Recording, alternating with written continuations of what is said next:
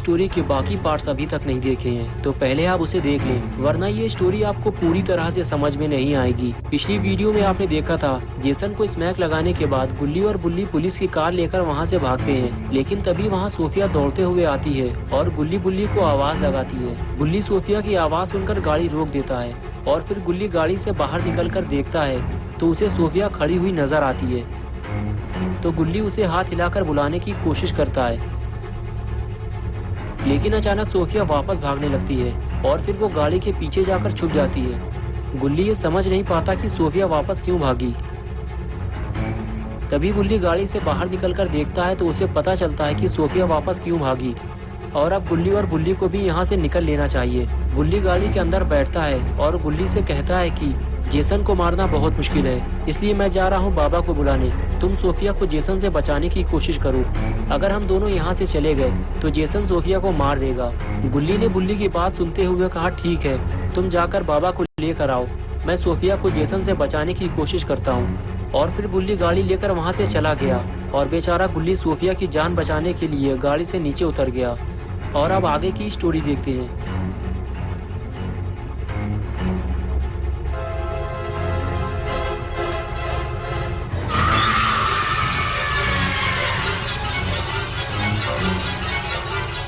Jason जैसे ही गुल्ली की तरफ पलटा, गुल्ली छुपने की कोशिश करने लगा, लेकिन जेसन ने उसे देख लिया है और वो तलवार लेकर सीधे गुल्ली की तरफ आगे बढ़ता है। गुल्ली जेसन को अपनी तरफ आता देखकर फौरन वहां से भागता है और पहाड़ियों के ऊपर चढ़ने की कोशिश करता है। गुल्ली जेसन को सोफिया से दूर ले जाना चाहता है, इसलिए वो ऊपर की तरफ भागता है। उसे लगता है कि जेसन भी उसके पीछे पीछे आएगा, लेकिन जेसन ऐसा नहीं करता। वो गुल्ली को छोड़कर सोफिया की तरफ मुड़ता है। सोफिया जब देखती है कि जेसन ने उसको देख लिया है तो वो अंदर की तरफ भागती है, लेकिन जेसन भी उसके पीछे जाने लगता है।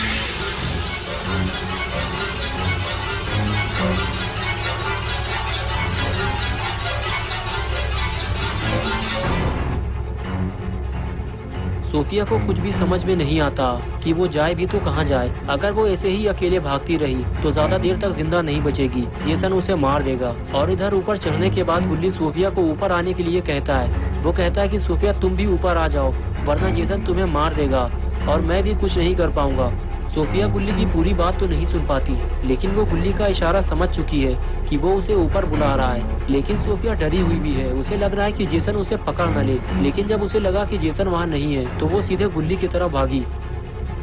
और जैसे ही गुल्ली ने देखा कि सोफिया उसकी तरफ आ रही है, वो उसकी हेल्प करने को तैयार हो गया और सोफिया का हाथ पकड़कर उसे ऊपर खींच लिया और कहने लगा, सुनो सोफिया, जब तक गुल्ली बाबा को लेकर यहाँ नहीं आ जाता तब तक हम ऊपर ही रहेंगे और ऊपर से ही जेसन पर नजर रखेंगे। इससे हमें पता चलता रहेगा कि जेसन कब कहाँ जा रहा है, और अगर वो ऊपर आता है तो हम उसे ऊपर आता हुआ देख सकेंगे और उसके ऊपर आने से पहले ही हम नीचे उतर जाएंगे और जैसे ही वो नीचे आएगा हम फिर से ऊपर आ जाएंगे। इसी तरह हमें ऊपर नीचे करते रहना होगा, बस हमारे पास यही एक रास्ता है, आओ मेरे पीछे। ये कहकर बुल्ली आगे चला गया और सोफिया भी उसके पीछे पीछे चली गई।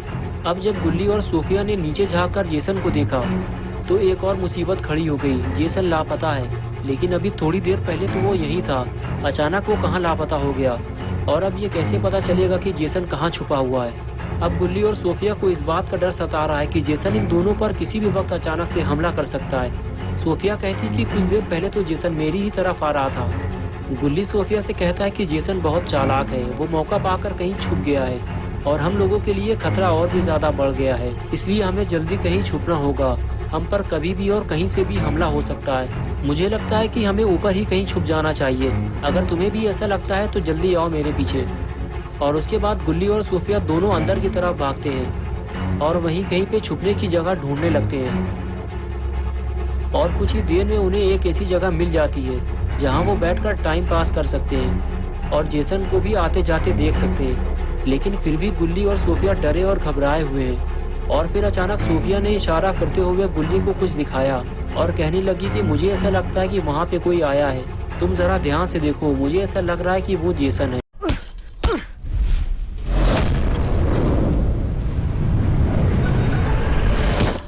Mom, what did you have for breakfast? Power breakfast. Cornflakes? Kellogg's multigrain cornflakes. 5 grains, 6 vitamins, fiber and iron. Kellogg's multigrain cornflakes.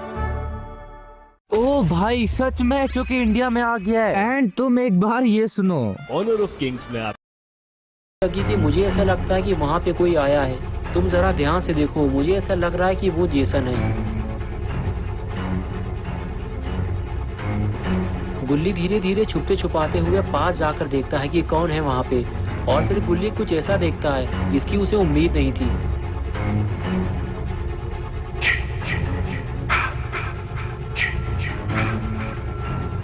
और फिर वो सोफिया के पास जाकर उसे बोलता है कि तुमने ठीक कहा था सोफिया, वो जेसन ही है। वो छुपकर हमें देख रहा था। इससे पहले कि वो हमारे पास आए हमें जल्दी नीचे उतरना चाहिए। ये कहकर गुल्ली और सोफिया दोनों वहाँ से फरार हो जाते हैं, लेकिन दोनों को नीचे जाते हुए जेसन ने देख लिया है।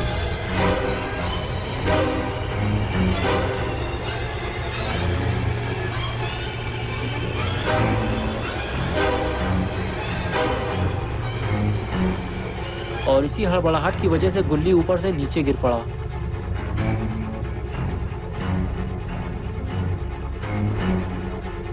लेकिन अच्छी बात तो ये है कि गुल्ली को ज्यादा चोट नहीं आई, और सोफिया ने जब गुल्ली को उठाया तो वो उठकर खड़ा हो गया, और फिर दोनों जेसन से अपनी जान बचाकर वहां से भाग खड़े हुए। Don't stop, Jason. They deserve to die.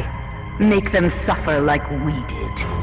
और इधर अपना बुल्ली बस गाड़ी लेकर बाबा के पास पहुंचने ही वाला है। अगर बाबा घर पे मौजूद हुए तो वो गुल्ली और सोफिया की मदद करने जरूर आएंगे, लेकिन अगर बाबा नहीं मिले तो बुल्ली को खाली हाथ वापस लौटना पड़ेगा, और फिर जेसन इनका क्या हाल करेगा पता नहीं। बुल्ली गाड़ी से बाहर झाँक देखता है तो बाबा उसे एक्सरसाइज करते हुए दिखाई देते हैं। वैसे भी अभी सुबह के 4 बजने वाले हैं, और बाबा सुबह 4 बजे से पहले ही उठ जाते हैं और उनकी पहलवानी चालू हो जाती है। बुल्ली को ये देखकर बहुत राहत मिलती है कि बाबा घर पे मौजूद हैं। बुल्ली को देखते ही बाबा बोले, क्या बात है बुल्ली, आज सुबह सुबह तुम भी पहलवानी करने आए हो?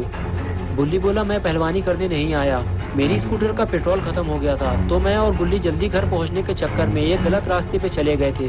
वो पूरा एरिया जेसन का था, और वो एक खूनी है, और न जाने वो कितने लोगों को हमारे सामने मार चुका है। अगर आप जल्दी वहाँ नहीं पहुँचे तो वो गुल्ली के पेट में तलवार घुसा के सारा माल मसाला बाहर निकाल देगा। बाबा ने जब ये सुना तो वो गुस्से में आ गए, और फिर वो अपने घर के अंदर चले गए, और बुल्ली उनके बाहर आने का इंतजार करता रहा।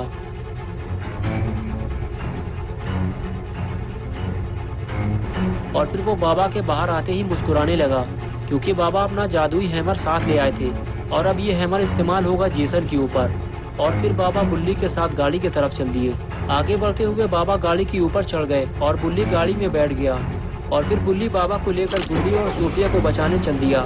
लेकिन बुल्ली को अपनी स्पीड बढ़ानी होगी, क्योंकि जेसन गुल्ली और सोफिया के पीछे पड़ गया है। कहीं ऐसा ना हो जब तक बुल्ली बाबा को लेकर वहां पहुंचे गुल्ली और सोफिया में से कोई मर चुका हो। और कुछ ही देर में बुल्ली अपने जंगली बाबा को लेकर वहां पहुंच गया, लेकिन बाबा को यहाँ कोई दिखाई नहीं दे रहा। बुल्ली आगे बढ़कर देखता है कि गुल्ली और सोफिया कहाँ हैं और यहाँ इतना सन्नाटा क्यों है। और जेसन भी कहीं को हाथ दिखाते हुए बोला और कहने लगा, जरूर उस घर में गुल्ली और सोफिया मौजूद हैं। तभी जेसन उस घर का दरवाजा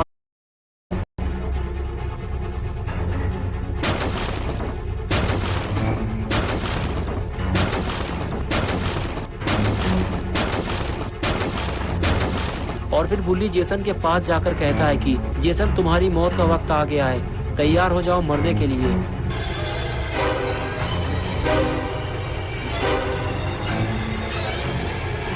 और जैसे ही जेसन बुल्ली की तरफ आता है, बुल्ली वहां से भागता है और उसे बाबा के पास ले जाता है, और बाबा जेसन के पास आने का इंतजार करते हैं। और फिर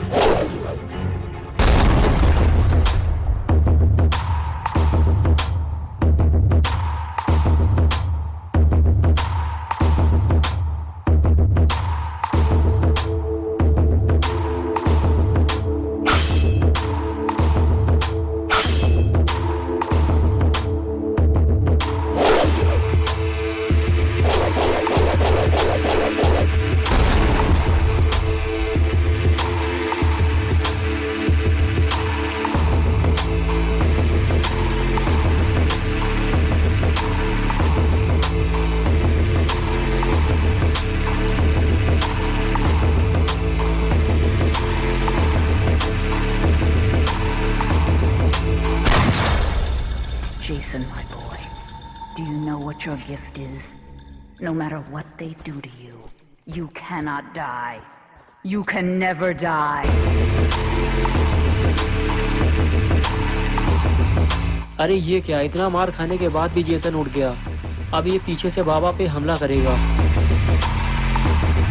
लेकिन तभी गुल्ली ने चिल्लाते हुए बाबा को बताया जेसन पीछे से हमला करने वाला है। और बस फिर क्या था, बज गई जेसन की घंटी।